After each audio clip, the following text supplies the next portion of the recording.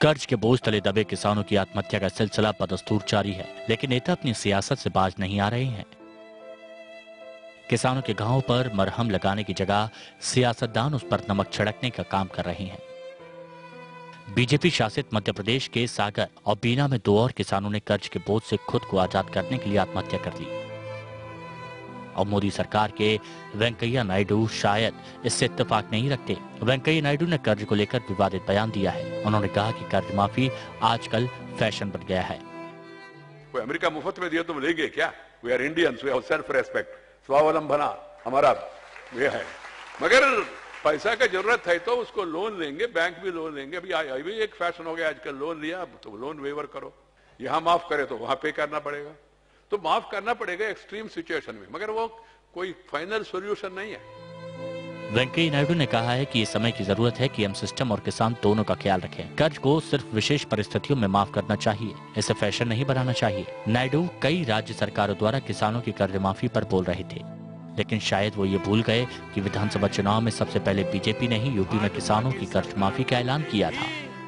इन छोटे किसानों का कर्ज माफ कर। इतना ही नहीं, महाराष्ट्र की फडणवीस सरकार ने भी किसानों के कर्ज माफ करने का ऐलान किया है। आदरणीय वेंकैया नायडू जी इसे फैशन बता रहे हैं। भाजपा के लिए शर्म से डूबकर मर जाने की बात है।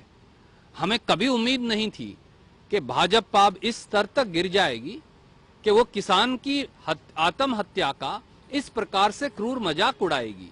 जब आप इतने बड़े बड़े अमीरों के लोन वेव करते हैं तब आपको वो फैशन नहीं लगता, लेकिन गरीब किसानों का लोन वेव करते हैं तब फैशन लगता है। तो ये ठीक बात नहीं है।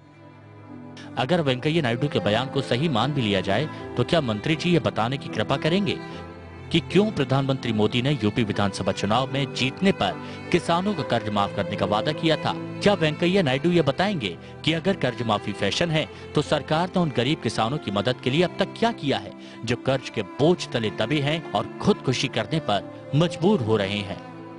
Bureau report, APN।